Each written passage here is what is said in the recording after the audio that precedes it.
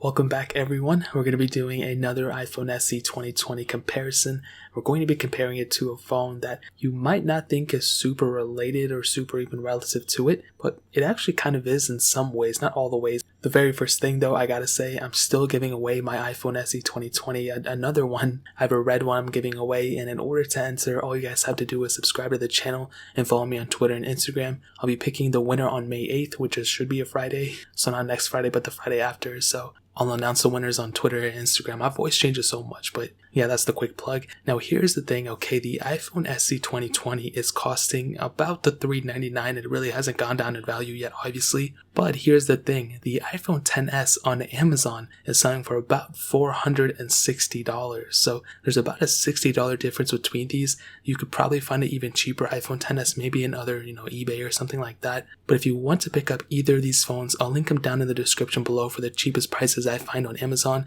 I don't know if there's an iPhone SE 2 available yet, but the iPhone XS I'll leave a link down for that price. So looking on the front of both phones, I'll start off with the iPhone XS. We have a 5.8-inch Super Retina OLED display. It's 1125 by 2436, and like I've stated before, it's an amazing panel. There's really nothing to hate on it. Apple really knocks it out of the park with these sets of panels, and they're more so the same with the 11 Pro. There's really not that big of a difference, if I'm being honest. You still have True Tone, you have Force Touch on the iPhone XS, which is really, really impressive, and that's something that you can't fault the XS, and other phones for not having. You have Force Touch on this, but also if you don't have Force Touch, I think it's okay too. You still have haptic feedback, which is perfectly fine for a lot of people. On the iPhone SE 2020 though, we have a 4.7-inch Retina IPS panel. It's an LCD panel, which is okay for the most part, but definitely the OLED panel is much, much better in my opinion. And that resolution on that panel is 750 by 1334, and definitely at the end of the day, you're going to be getting a better panel on the iPhone XS,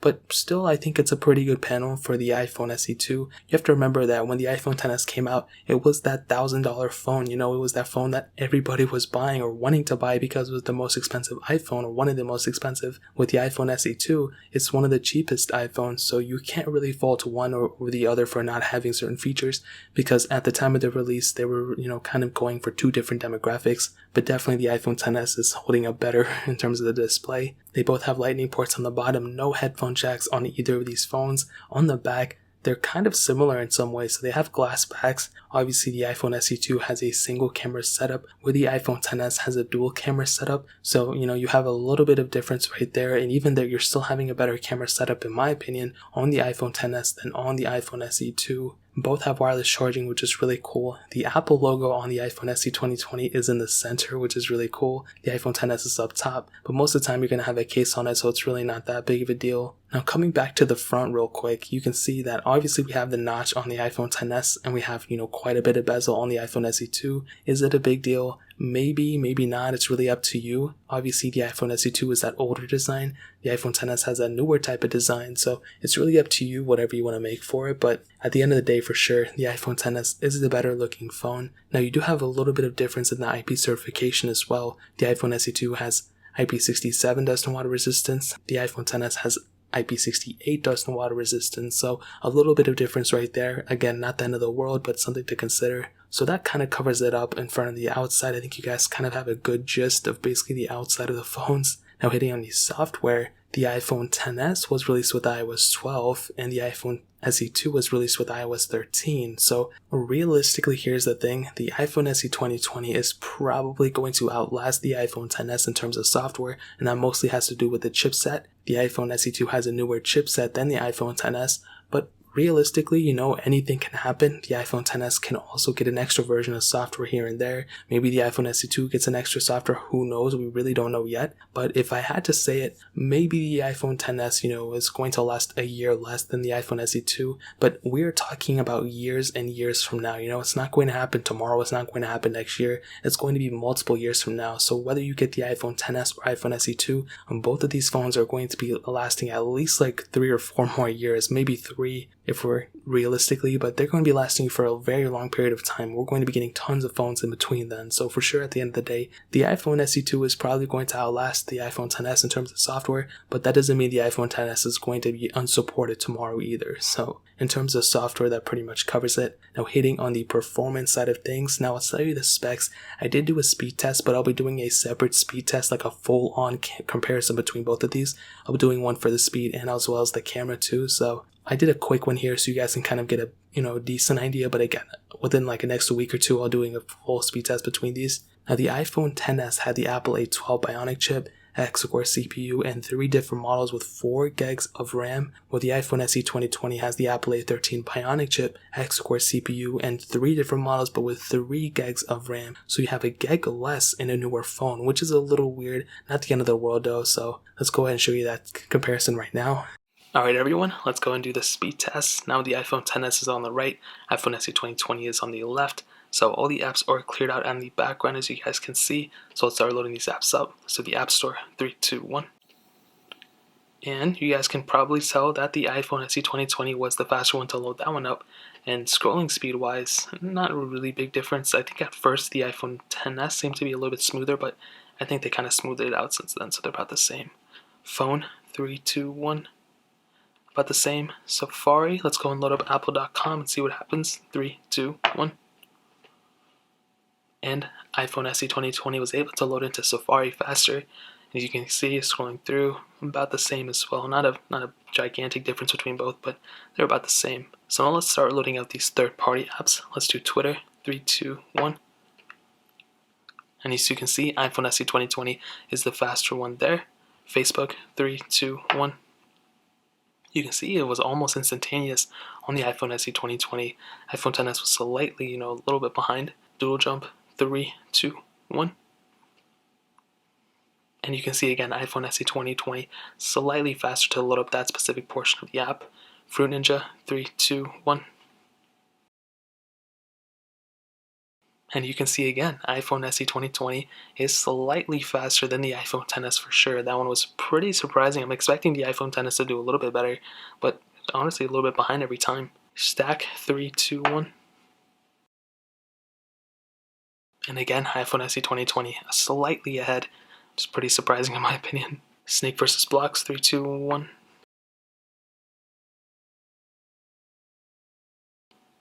And iPhone SE 2020 is faster yet again. Let's go and load us some of the game.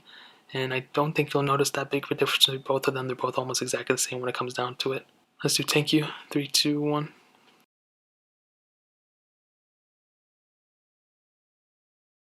And you can see iPhone SE 2020 fast yet again. Let's do Netflix, 3, 2, 1. And yeah, iPhone SE 2020 is faster yet again. Quizlet, 3, 2, 1. iPhone SE 2 faster yet again. Temple Run 2, 3, 2, 1.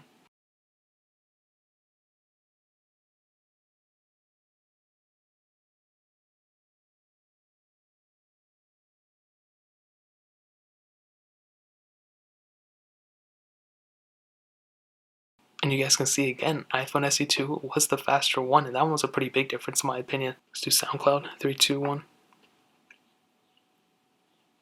Both about the same, to be honest. Instagram, 3, 2,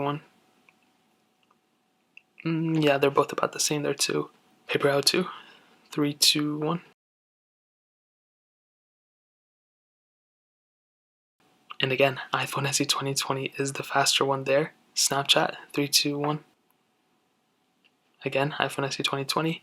Let's go and end it off with Temple Run, 3, 2, 1. Actually, we'll end it off with the Real Racing 3. We won't end it off with that. And again, even to get into this specific panel, iPhone SE 2020 was faster and a little bit smoother.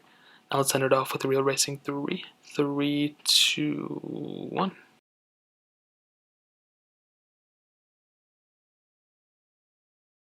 And you can see iPhone SE 2 is looking to be a little bit faster, but we might get into a different segment of the game on the iPhone XS. But even to load into that was faster on the iPhone SE 2. We're still loading on the iPhone XS for some reason. And this is a pretty big difference. For some reason, the iPhone SE 2 for these heavier intensive games are able to load into these things faster than the iPhone XS and a lot of other the phones that I tested too. So for sure at the end of the day, what I'll tell you, the iPhone SE2 I think is faster than the iPhone XS for sure. Even though the iPhone XS has a better build quality and things like that, the iPhone XS definitely in terms of speed I think can handle its own. Now in terms of RAM management, we will test that in the full test because this has an extra gig of RAM, but we will test that when the time comes. So that's really pretty much it. Let's get back to the rest of the comparison. Guys, that was the best comparison I've ever seen. Now hitting on the cameras, just like I said with the speed test, I'll be doing a separate camera test. So this is going to be a quick one, but a full camera test will be coming soon. You have a single 12 megapixel camera on the iPhone SE2, but a dual camera setup on the iPhone XS. All these sensors are 12 megapixels on both phones. You have OIS on both phones as well, and both sensors on the iPhone XS. You can do 4K at 60, which is really cool. You have portrait mode on both phones as well. But like I've said before, the more camera setups you have, the better you are kind of in the long run. So I would probably side with the iPhone XS's camera here. I think it truly is the better camera setup. The other thing to note though, with that front camera, you have 7 megapixel cameras on both, but apparently you can do 1080p at 60 frames on the XS, or you can only do 1080p at 30 frames on the iPhone SE2. Is it the end of the world? Probably not, but again, it's just one of those things you have to consider. So in terms of the camera standpoint, I would probably end up siding with the iPhone XS over the iPhone SE2, but the iPhone SE2's camera is still very good in my opinion. Now ending it off with the battery life, the iPhone SE2 has a 1821 mAh battery, the iPhone XS has a 2658 mAh battery, and even though the iPhone XS battery life isn't even that great, the iPhone SE2's battery life is going to be a little bit worse than the iPhone XS's. Now in my case, all my phones are probably at like 100% battery health. Even though I don't really take crazy good care of my phones, I don't really use them that much. I just make them to make these videos with. So what I can tell you is that my XS is still at, I think, around that 100% battery health. So you're going to be getting, I think, better battery life on the iPhone XS, but it's not going to be by like a crazy amount. I think it's maybe going to be slightly better, but I don't think it's something where you're going to, just upgrade to the XS because of the battery life, even though it might have better battery life in the long run. So in terms of battery, I'll probably side with the iPhone XS. Now to sum up the video and to answer the question, should you pick up the XS, should you keep the XS, should you get the SE2, whatever, I'll tell you, if it's between both of these, obviously I think you should pick up an iPhone XS. That one is probably the better phone.